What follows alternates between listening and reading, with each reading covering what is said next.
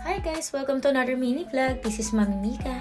Today nga po pala mga mari, samahan niyo akong pumunta sa 7-Eleven na malapit sa bahay. Magpapasa kasi ako ng resume for my application. Hindi ko na nga pala vinidyo yung loob dahil respect na rin sa owner at manager ng company. Tara nga, samahan niyo ako. After nga nun na magpasa ako ng resume, mga mare, is namalengke na ako ng dinner namin nila daddy.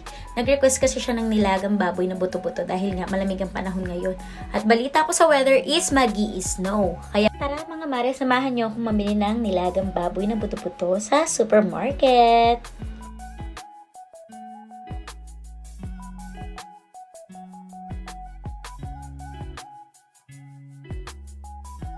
After ko nga mamili mga mari, ayan, umuwi na ako dali-dali at inabutan pa nga ako ng snow mga mari sa daan. Ayan, kung nakikita nyo po sa video.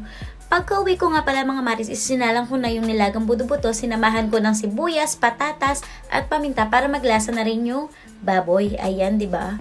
Pinapakuluan natin siya para lumambot. At meron nga po pala akong bantay sa gilid mga mare. Ayan. Nakikita nyo, papadyak-padyak pa siya. Habang itong nilaga natin is paluto na. Ang sarap, diba? Ayan o. Tama-tama sa malamig na panahon. Mga mare, maraming salamat din po sa panonood ninyo.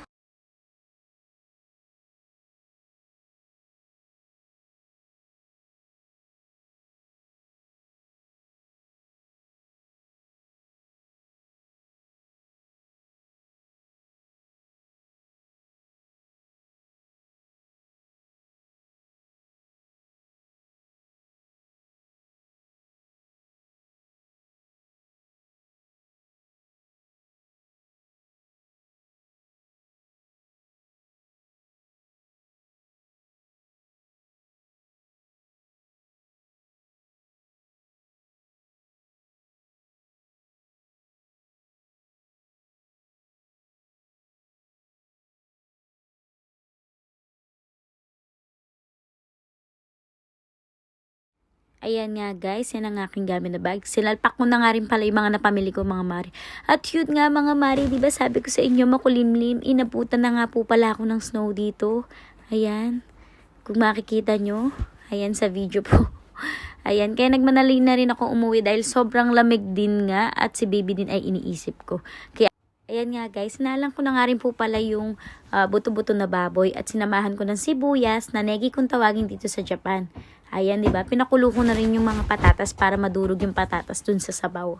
Kahit yung patatas man ay magkalasa. Ayan, may bantay nga po wala ako mga mare. Andyan yung baby ko, pinapanood ako. At ayan na nga mga mare, malapit na siyang maluto at lumambot yung mga buto-buto. Ang sarap niyan sa malamig na panahon. Thank you nga pala mga mare sa panonood.